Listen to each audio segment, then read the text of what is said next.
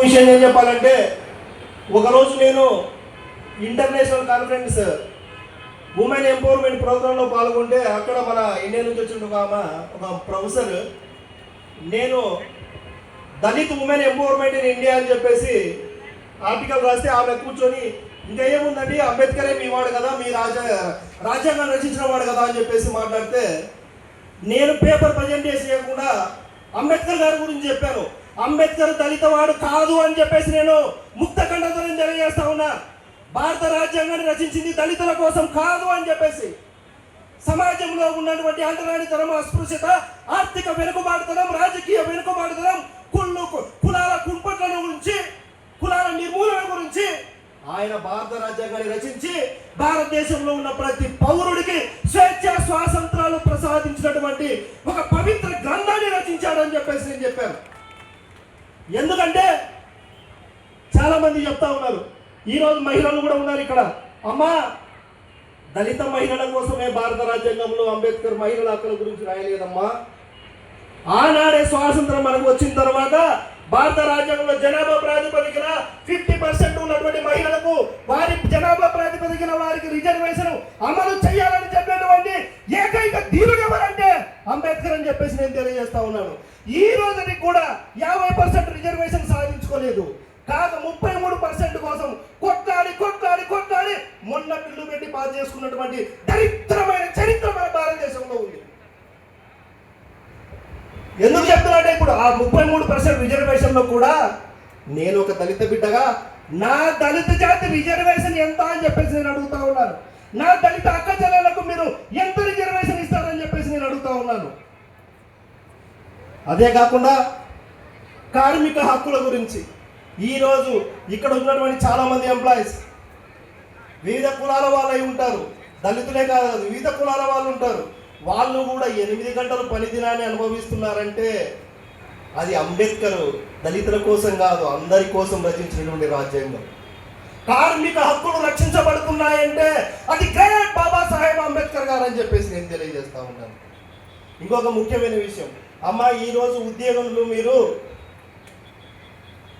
పురిడిల కోసం మీరు సెలవులు పెట్టుకుంటే మెటర్నిటీ లీవ్స్, ఆ రోజే అంబేద్కర్ గారు మీకు మెటర్నిటీ లీవ్ ఉండాలి మహిళలకు అని చెప్పేసి రాజ్యాంగంలో పొందుపరిచి మీ హక్కులను కాపాడినటువంటి వారిని ఒక్క సామాజిక వర్గానికి మీరు ఎందుకు కట్టేస్తారని చెప్పేసి మేము అడుగుతా ఉన్నాం. ఆయన దళితుల కోసం కాదయ్యా, అందరి వాడు ఆయన భారతదేశ స్వాతంత్ర దాస్య శృంఖలాల విముక్తిని పౌరులకు స్వేచ్ఛ స్వాతంత్రాలను ప్రసాదించినటువంటి ఒక మహానాయకుడు, మహానేత, మన భారత పిత అని చెప్పేసి నేను మాట్లాడుతూ ఉన్నాను. అలాంటి వ్యక్తిని ఒక జాతికి ఈ రోజుని కూడా మన భారతదేశంలో ఉద్యమాలు దేనికోసం జరుగుతున్నాయో తెలుసా? దళిత ఉద్యమాలు మంచినీరు తాగడం కోసం. ఆ రోజు అంబేద్కర్ గారు మహాచెరువు మీద పోరాటం చేశారు. విద్య కోసం ఆనాడు అంబేద్కర్ బయట కూర్చోబెట్టి విద్యను అభ్యసించేశారు. ఈ రోజు కూడా దళితులకు విద్య హక్కు కావాలని చెప్పేసి మనం పోరాటం చేస్తూనే ఉన్నాం. ఉపాధి అవకాశాలు కావాలని చెప్పేసి మనం పోరాటం చేస్తూనే ఉన్నాం. రిజర్వేషన్ అమలు చేయాలని చెప్పేసి మనం పోరాటం చేస్తూనే ఉన్నాం. ఇప్పుడు ప్రభుత్వ రంగము తగ్గిపోయి ప్రైవేట్ రంగం పెరిగిపోతుంది. ప్రైవేటు రంగంలో కూడా భారత రాజ్యాంగాన్ని అమలు చేయాలి. ప్రైవేటు రంగం భారత రాజ్యాంగానికి అతీతం కాదు. ప్రైవేటు రంగంలో కూడా రిజర్వేషన్ అమలు చేయాలి. నా దళిత సోదరులకు, నా దళిత బిడ్డలకు హక్కు కల్పించాలని చెప్పేసి నేను మాట్లాడుతూ ఉన్నా. మీకు ఇంకొకటి కూడా తెలియజేస్తాను, ఆయన పోరాటమే, నేను చెప్పింది ఏమి లేదు. ఆ రోజు ఆయన పోరాడాడు, ఈ రోజు కూడా మనం పోరాడుతూనే ఉన్నాం, ఇంకా మగ్గిపోతూనే ఉన్నాం బానిసత్వంలో. ఎందుకు చెప్తున్నాడు బానిసత్వం అంటే, ఆ రోజు కుల వ్యవస్థతో ఆయన మగ్గిపోయాడు. ఈ రోజు కూడా మనము ఈ అంటరానితనము, అస్పృశ్యత, కులవలక్షతో గ్రామీణ ప్రాంతాల్లో, పట్టణ ప్రాంతాల్లో అనుభవిస్తూనే ఉన్నాం. ఇంకొక వాడు చెప్పాలంటే 2 గ్లాసుల పద్ధతిని కూడా ఇంకా పాటిస్తూనే ఉన్నారంటే నిజంగా సిగ్గుతో చచ్చిపోవాలా. ఇలాంటి వాటిపైన పోరాటం చేయడం కోసమే అంబేద్కర్ మనకు భారత రాజ్యాంగంలో నిరసన తెలియజేసే హక్కును కల్పించాడు. దీన్ని తీసుకురావడంలో భారతదేశంలో ఆర్థిక స్వాతంత్రం ఉన్నటువంటిది ఒకటి. భారతదేశంలో భారత రిజర్వ్ బ్యాంక్ అనేటువంటి దాన్ని భారతదేశంలో ఉండాలి. భారతదేశంలో ఆర్థిక లావాదేవీలన్నీ కూడా రిజర్వ్ బ్యాంకు ద్వారా జరగాలి. ఏకీకృతమైనటువంటి ద్రవ్య విధానాన్ని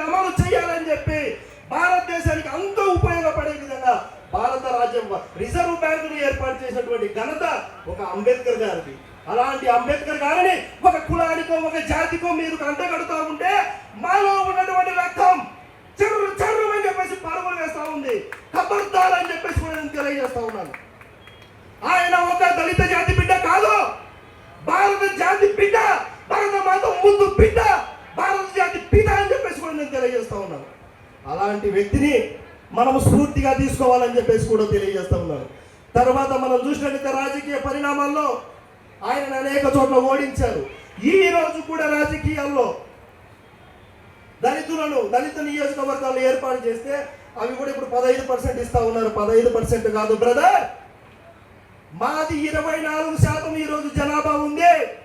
24% రిజర్వేషన్ మీరు ఇవ్వాలి.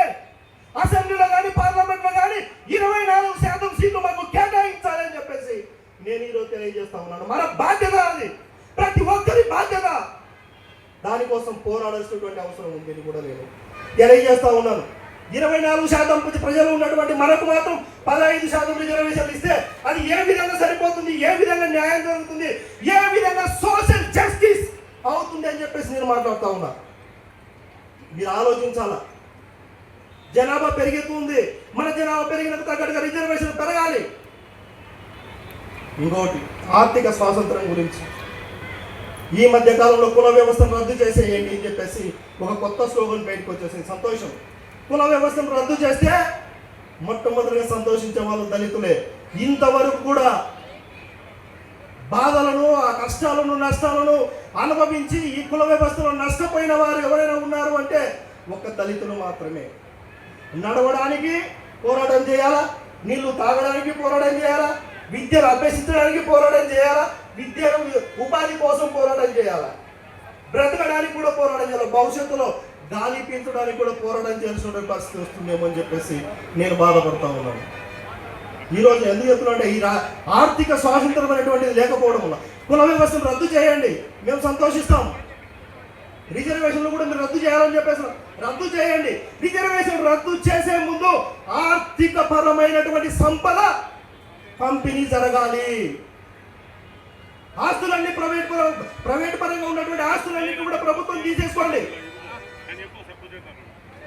మనకి ఈ మధ్యకాలంలో వస్తూ ఉంటుంది, పెట్టుబడిదారుల ఆస్తులు కావచ్చు, క్యాపిటల్ ఆస్తులు అన్ని జాతీయం చేసేసుకోండి, సంపదను పంపిణీ చేయండి, సమానత్వాన్ని తీసుకురండి, అప్పుడు మా రిజర్వేషన్ రద్దు చేయండి, మేమే మీకు వదిలేస్తాం రిజర్వేషన్స్. ఈ మధ్యకాలంలో ESW అని చెప్పేసి 10%. టోటల్ దేశంలో జనాభా ఎంత తెలుసా? అగ్రవర్ణ జనాభా అంటే 18%. 15 నుంచి 18% ఉన్నటువంటి వాళ్ళకి 53% రిజర్వేషన్ ఉంది ఓపెన్లో. మళ్ళా అదనంగా ESW అని చెప్పేసి 10% ఇస్తూ ఉన్నారు. ఎందుకు ఇచ్చారంటే దానికి ఒక రంగు పూశారు. అగ్రవర్ణాల్లో కూడా పేదలు ఉన్నారు, పేదలు ఉన్నందుకు వాళ్ళకు రిజర్వేషన్. అయ్యా, పేదరికం గురించి మాట్లాడే అర్హత మీకు ఉందా అని చెప్పేసి నేను అడుగుతా ఉన్నాను. అగ్రవర్ణాల పేదలు అంటే 10 ఎకరాలు, 5 ఎకరాలు, 20 ఎకరాల పొలం ఉంటే వాడు చిన్న సన్నకారు రైతు పేదవాడు. దళితులకు సెంటు భూమి లేకపోయినా, నివసించడానికి ఇల్లు లేకపోయినా ఇదే వ్యవస్థలో మగ్గిపోతూ ఉండాలి. రిలయన్స్ అమ్మాని చూస్తే ఒక కోట్ల ఆదాయం ఉంటుంది, దళిత బిడ్డలు చూస్తే వేలలో కూడా ఆదాయం ఉండదు. ఈ ఆర్థిక అసమానతలు తగ్గాలి అని చెప్పేసి నేను తెలియజేస్తున్నాను. అదేవిధంగా మన రాజకీయ రిజర్వేషన్లు వచ్చినట్లయితే నందమూరి తారక రామారావు గారు తెలుగుదేశం పార్టీ స్థాపించిన తర్వాత ఒక దళితులను పార్లమెంట్లో స్పీకర్గా కూర్చోబెట్టినటువంటి ఘనత ఒక తెలుగుదేశం పార్టీది. తర్వాత మనను మంత్రుల స్థాయిలో కూర్చోబెట్టినటువంటి ఘనత ఒక తెలుగుదేశం పార్టీది. మరియు బడుగు బలహీన వర్గాలు బీసీలకు రాజ్యాధికారాన్ని కావాలి, వాళ్ళకు సీట్లు కేటాయించినటువంటి ఘనత ఒక తెలుగుదేశం పార్టీది అని చెప్పేసి నేను తెలియజేసుకుంటున్నాను. ఈ మధ్యకాలంలో మనకు లోకేష్ బాబు గారు IT శాఖ మంత్రులు మరియు మన ఎడ్యుకేషన్ మినిస్టర్ గారు విద్యలో సమూలమైనటువంటి మార్పులు తీసుకొస్తా ఉన్నారు. మన పిల్లలను మీరు చదివించండి. లోకేష్ బాబు గారి ఆశయాలు కూడా ఒకటి, గవర్నమెంట్ ప్రభుత్వ స్కూల్స్లో మనము బలోపేతం చేయాలి, కార్పొరేట్ ఎడ్యుకేషన్ తగ్గకుండా మనం ఎడ్యుకేషన్ ఇవ్వాలనేది. మన పిల్లలను అలాంటి ఎడ్యుకేషన్ మనం అందిపుచ్చుకునే విధంగా మన పిల్లలను తయారు చేసి మనం స్కూల్స్లో పంపించాల్సిన అవసరం ఉంది. చదివించాలి, వారి ద్వారానే మనము ఉపాధి అవకాశాలు పొందాలి.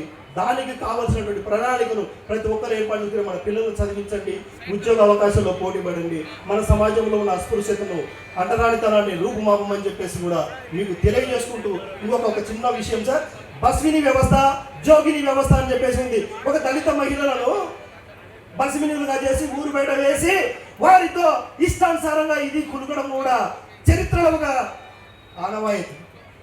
ఈ రోజుకి కూడా పశ్చిమ ప్రాంతంలో బస్విని వ్యవస్థ, జోగిని వ్యవస్థ నడుస్తూ ఉంది. అక్కడ ఎవరు ఉంటారంటే దళిత మహిళలే ఉంటారు, కానీ ఏమి ఓ బ్రాహ్మణ మహిళలో ఇంకొకరు ఉండదు.